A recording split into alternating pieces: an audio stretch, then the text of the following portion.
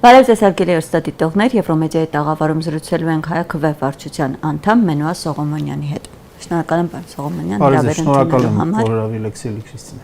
Պարոն Սողոմոնյան, թվում էր, թե եկեղեցի եւ իշխանություն առճակատումը փոքրինչ, այսպես ասած, նվազել է իշխանությունները որոշակ այսպես հետ քայլ են արել, բայց իր հարցազրույցում վերջին Նիկոլ Փաշինյանն այնպիսի հայտարարություն արեց, որոնք այսպես անգամ միջազգային մամուլը անդրադարձավ աղմկահարույց հայտարարություններին, համեմատում էր հոգևորականներին ծայրահեղ իսլամիստների հետ, մեղադրում էր, որ խիստ քաղաքական հայտարարություններ են հնչեցնում եւ ըստ Նիկոլ Փաշինյանի, ասում է եկեղեցին փորձում է պետության մեջ տեղավորվել որպես օտար պետություն։ Լավ, ինչպես ընկալել այս հայտարարությունները առհասարակ հոգևորականներին համեմատում են ծայրահեղ իսլամիստների հետ, սա այսպես ոչ լսել ենք, ինչպես ասում են, ոչ էլ պատկերացնում ենք, ինչպես կմեկնաբանեք տողատակերը։ Մեզ համար իհարկե կարծես թե արդեն սովորական է դարձել հայհոյախոսությունը Փաշինյանի կողմից, նա վաղուց է հատել կարմիր գծերը եկեղեցու հարցում։ Ես ուզում եմ հիշեցնել, որ մի քանի օր առաջ էլ ամենայն հայոց կաթողիկոսին համարում էր որպես Քրիստոսին դավաճանած մարդ, Քրիստոսին դավաճանած KGB-ի գործակալ անվանելով նրա եղբորը,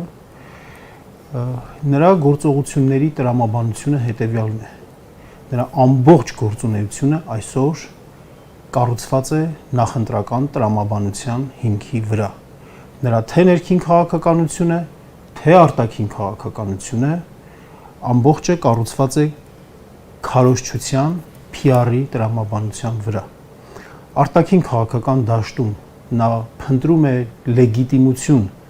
դրսի խաղացողների օտարերկրյա։ Բայց գտել է արդեն։ Հիմա դրան կանդրադառնանք խաղացողների մոտ,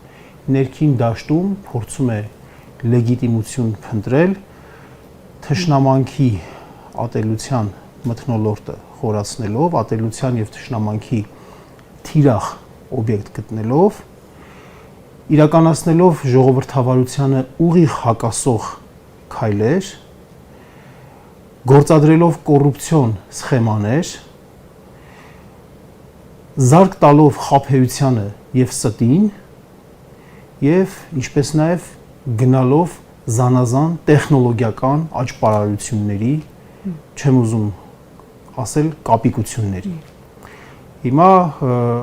Պարոն Սողոմոնյան, բայց նույն ձեր այդ նշած մեթոդները, տեխնոլոգիան էլ է, չէ՞, քաղաքականություն, ու այս կերպ կամ այն կերպ ցանկացած կուսակցություն, ցանկացած ուժ փորձում է իր իշխանությունը պահել կամ գալ իշխանության այս կամ այն ձեր նշած տեխնոլոգիաների միջոցով։ Դուք շատ ճիշտ եք, հարցը շատ ճիշտ է եւ այո, քաղաքական տեխնոլոգիաները բոլոր նորմալ ուժերն էլ, ովքեր որ գիտակից են այդ աստիճանի ձգտում են օգտագործել։ Մենք էլ ենք այդ մասին կարդում, խորհրդատվություն ստանում եւ այլն։ Բայց պետության ղեկավարը եւ ղեկավարությունը իր ժամանակի առյուծի բաժինը չպետք է հատկացնի տեխնոլոգիաներին, պետք է հատկացնի պետության կառավարմանը, պետք է հատկացնի ազգային շահերի սպասարկմանը։ Եթե դու երկար ժամանակ տրամադրում ես թմբուկ խփել սովորելուն, դա էլ է տեխնոլոգիա։ Դա տեխնոլոգիա է, բայց դու քո ժամանակը, քո թանկագին ժամանակը որպես վարչապետ դու քո թանկագին այդ ժամանակը վատնում ես թմբուկ խփելու վրա, դա պարզապես արհամարանք է, թքածական վերաբերմունք է ժողովրդի շահերի վրա։ Պարոն Սողոմոնյան, նայեք իշխանություններին չեն ասում են ընդդիմությունը իրեն վատ է զգում, նախանձում է, որ 30 տարի շարունակ այսպիսի բարձրաստիճան պաշտոնյա իրենց պաշտոնավարման օրոք նախագահության օրոք Հայաստան չի եկել, խոսքը Վենսի այցի մասին է։ Այ մենք բացառիկ ենք, որ կարողացել ենք Ամերիկայի հետ այս աստիճան մեր հարաբերությունները զարգացնել, ու այսօր պաշտոնյա փոխնախագահը գալիս է Հայաստան, դա քիչ է պայմանագրեր է կնքում, իր հետ անօթաչու թռչող սարքեր է բերում։ Թող ընդդիմության ամենավատ գիծը լինի այդ նախանձը։ Թող լինի նախանձ ընդդիմություն, թող լինի փայլուն իշխանություն, բայց մենք հո տեսնում ենք, որ իրականությունը հակառակի մեջ է։ Մենք տեսնում ենք, որ այդ բարձրաստիճան պաշտոնյայի խոսքը կառավարության թարգմանիչը ուղիղ եթերում նենգափոխում է։ եւ կառավարությանն առնչվող իշխանություններին առնչվող լրատվականները այդ նենգափոխումը տանում են հասցնում են ժողովրդին եւ ժողովրդի մոտ պատրանք է ստեղծվում, որ այս Ամերիկայի Միացյալ Նահանգները գալիս են 9 միլիարդ դոլարի ներդրում են անում։ Բա ինչի մասին էր այդ գումարը։ Գումարը հենց նրա մասն էր, որ մենք պետք է տեխնոլոգիաներ, այսինքն Ամերիկայի Միացյալ Նահանգների կառավարությունը արտոնել է իր ընկերություններին միջուկային տեխնոլոգիաներ, որպեսզի վաճառեն Հայաստանին։ Չէ, զենք չէ, միջուկային տեխնոլոգիաներ։ Խաղաղ, հա, էներգիա ստանալու համար խոսքը միջուկային տեխնոլոգիաների արտահանման թույլտվության մասին է, որը որ հայ ժողովուրդը պետք է փող տա եւ գնի, եւ հայ ժողովուրդը այդպիսի առաջարկներ ունի նաեւ այլ միջուկային պետություններից։ Չինաստանից էլ ունի այդպիսի առաջարկ, Ռուսաստանից էլ ունի այդպիսի առաջարկ, վերջերս Գալուզին այդ մասին, այդ առաջարկի մասին հնչեցրեց։ Եվ իհարկե շատ նորմալ է Ամերիկայի Միացյալ Նահանգների հետ, ես ողջունում եմ միջուկային խաղաղ միջուկային ծրագրի շուրջ համագործակցությունը, դա միայն ու միայն ողջունելի է եւ Հայաստանի միջուկային անվտանգությունը դիվերսիֆիկացնելը միայն ողջունելի է, բայց այդ ամենը օգտագործել նախընտրական քարոզչության տեսանկյունից խաբել ժողովրդին, այն փողը, որ պետք է ժողովրդի հարկերից դուրս գա գնելու համար, ընդ որում դեռ փորձագետների գնահատականով, օրինակ չինական տարբերակը կարծես թե ավելի էժան է եւ նկատելիորեն էժան է, շատ ավելի էժան է։ Ներկայացում է որպես այս իշխանությունների հաղթանակ, որ տեսեք 9 միլիարդ դոլարի ներդրում են բերում Հայաստան, չի կարելի այսպիսի բաներով խաբել հայ ժողովրդին։ Ես դրա համար եմ ասում, ինքը անընդհատ շարունակում է լեգիտիմություն փնտրել դրսում եւ նրա մոտ ստացվում է այնքանով որքանով։ Դե Եմենը աջակցություն հայտնում, թե հայտարարությունների տեսքով, թե գումարի տեսքով բարբերաբար օժանդակություն է տալիս։ Ամերիկայի փոխնախագահը հստակ նշեց, որ վարչապետ ունի իր աջակցություն Թուրքիայի արտգործնախարարը, այսինքն տարբեր երկրներից գործող իշխանությունը ունի աջակցություն։ Այստեղ ամենանշանակալին իհարկե թուրքական կողմի աջակցությունն է։ Եթե Ֆիդանը գովում է Փաշինյանին, նշանակում է, որ Փաշինյանը բանակցային գործընթացում ինչ որ ուզել են, այն էլ տալիս է, այն էլ տվել է։ Նշանակում է զիջել է ամեն ինչ։ Եվրոպական միության տարբեր երկրների եւ Ամերիկայի Միացյալ Նահանգների կողմից այդ աջակցության դրսևորումները աշխարհաքաղաքական նկատառումներով դրսևորումներ են։ Երբ որ իրադարձությունները, մենք դեռ չգիտենք ինչ իրադարձություններ է զարգանալու մեր տարածաշրջանում։ Գովել, աջակցությունը հայտնել, բայց երբ որ իրադարձությունները ինչ որ մի ուղղությամբ զարգանան, ենթադրենք մենք չգիտենք Իրանի հետ Ամերիկայի Միացյալ Նահանգների հարաբերությունները ինչպես կզարգանան։ Ու եթե գա այնպիսի մի վտանգավոր պահ, որ մեզ կանգնեցնեն դժվար ընտրության առաջ Իրանի դեմ, ստիպեն գործել Իրանի դեմ, այդ ժամանակ կերևա այդ աջակցությունը։ Այդ ժամանակ, երբ որ հայ ժողովուրդն էլ դեմ կտա Փաշինյանին պատին, կասի դու ինչու ես մեզ դնում ես վտանգավոր գործընթացների մեջ, մեր նույն գործընկերները ճիշտ է այդ ժամանակ լծակներ կունենան ազդելու Հայաստանի վրա, ճնշելու Հայաստանին։ Բայց դա բերելու է նրան, որ հայ ժողովրդի վստահությունն են կորցնել։ Պարոն Սողոմոնյան, Արցախի կորստից հետո նման բան չեղավ ժողովրդի հետ կապված, հա, պատերազմից հետո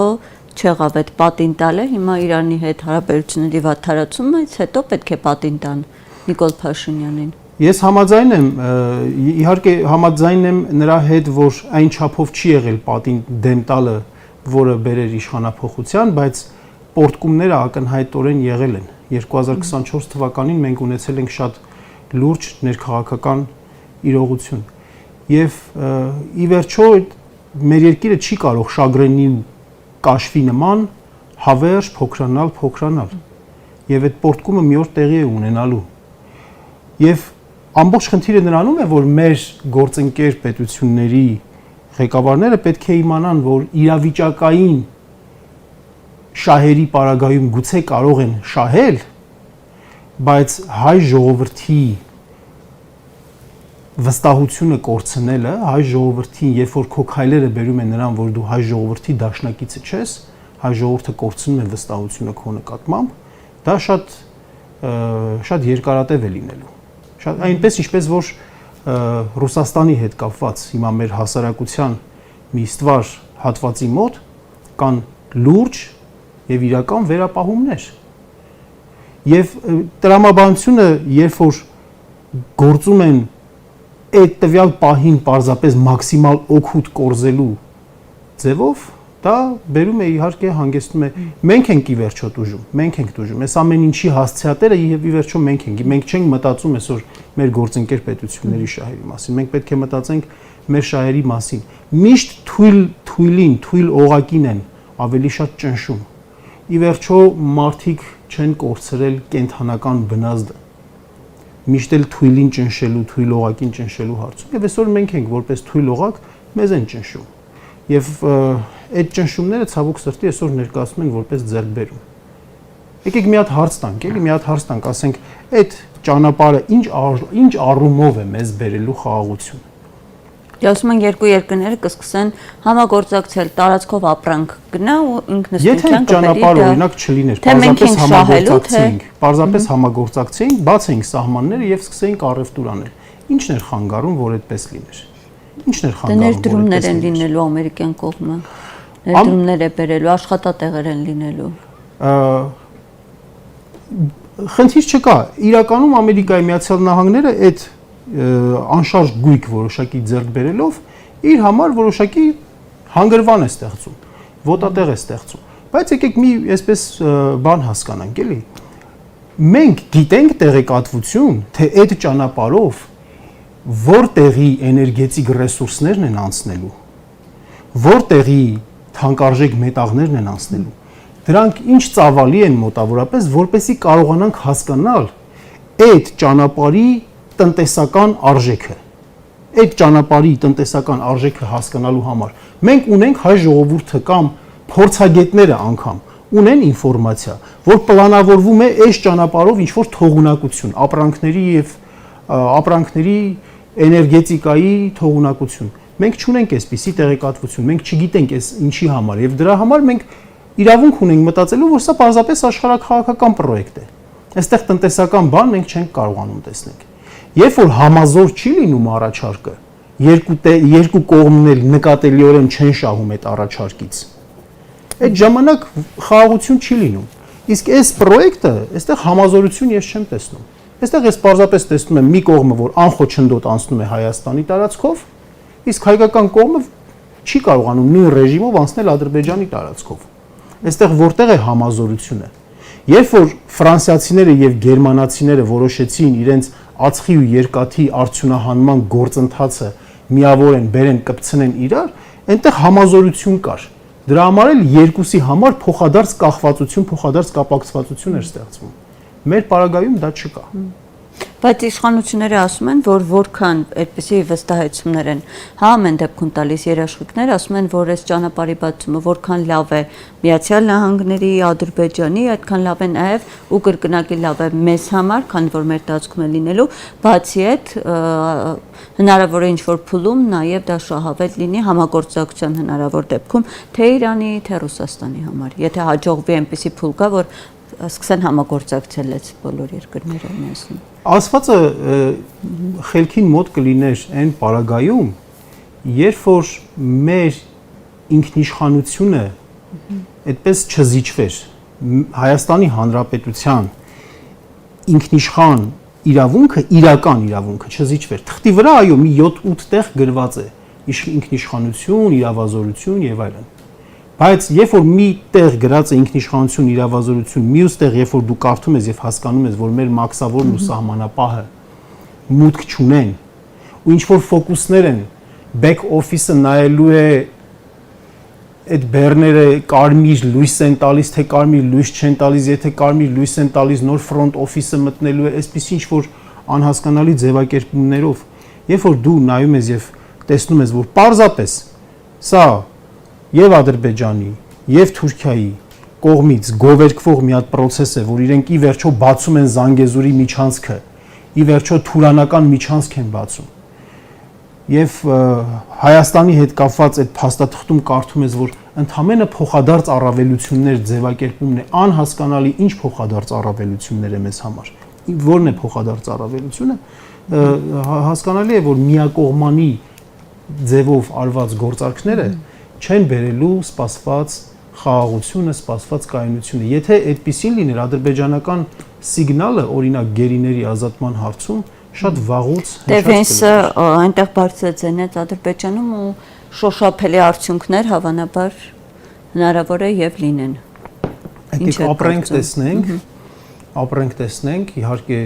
շատ շնորհակալ կլինենք Վենսին, որ իր ազդեցության արդյունքում մեր պահվող անձինք պատանդները վերադառնան Հայաստան, ապրենք տեսնենք, մենք միայն դրա համար ուրախ կլինենք, իհարկե։ Պարոն Սողոմոնյան, ընտրություններին ընդամենը մի քանի ամիս բան մնաց, հա, սարերի հետևում չեն, տարբեր ուժեր թեև այդպես որպես այդպեսին օրակարգ չեն առաջարկում, բայց քիչ թե շատ այսպես վերադասավորումները արդեն པարզ են։ Տեսնում ենք, որ այս ընթացքում, հա, միայն իշխող ուժն է, հա, որ այդպես ակտիվ, ինչ որ պրայմերիզներ է անում, երիտասարդների հետ հանդիպումներ, վարչապետ է ձևավորում, մեր են, ինչպես զրույցի սկզբում նշեցինք, բոլոր այդ տեխնոլոգիաները կիրառում է։ Բա ընդդիմության օրակարգը որն է, ինչ է առաջարկում ընդդիմությունը, քանի որ որպես այդպեսին դեռ ուժեր կան անգամ իրենց տեխնացուին չեն հայտարարել։ Որպես ընդդիմադիր քաղաքական կազմակերպության անդամ եւ հանրային գործիչ ոչ ցանկություն ունեմ, ոչ իրավունք եմ ինձ վերապահում հավաքական ընդդիմության անունից խոսելու այս պարագայում, բայց ընդդիմադիր շրջանակներ կան, որ նույնպես շատ ակտիվ խոսում են եւ իրենց օրակարգը ներկայացնում են, դիցուք օրինակ մեր ձևով շարժումը հատկապես տնտեսական ոլորտի վերաբերյալ շատ ակտիվ գործունեություն է ծավալում եւ օրակարգեր հանդես առաջադրում են տեխնացու, ով ինչպես նշում են, հա, թե փորձագետները, իշխանությունները անգամ սահմանադրության անպատասխան տեխնացու չկարողն են հարցության հետ կապված։ Հարցի մյուս կողմն է, անգամ այսօր ներողություն իշխանության ներկայացուցիչները ասացին, որ իրեն տեխնացուին անգամ հնարավոր չի լինելու գրանցել սահմանադրությունից ելնելով։ Դա հարցի մյուս կողմն է, հարցի մյուս կողմն է, ի վերջո մի բան էլ պետք է հիշենք, սահմանադիրը ժողովուրդն է։ Սահմանադիրը ժողովուրդն է։ Դեռ ոչ ոք չի ասել, որ ենթադրենք, ասենք, այդ մարդը առաջին համարը պետք է լինի։ Ընդհանուր առմամբ դա քաղաքական սիգնալ է։ Քաղաքական սիգնալ է ելնելով հանրային տրամադրություններից։ Հանրային տրամադրությունների մեջ, ընդդիմադիր հանրային տրամադրությունների մեջ սպասում կա Սամվել Կարապետյանի վերաբերյալ։ Բայց եկեք ոնց որ մի կողմ թողնենք, հա, կոնկրետ դեպքի վրա չկենտրոնանանք։ Համաձայն եմ, որ ընդդիմության մեջ երբեմն ռեսուրսների սակավությունից, դժվարությունից, երբեմն էլ նաև լավ իրավիճակը չգնահատելու պատճառով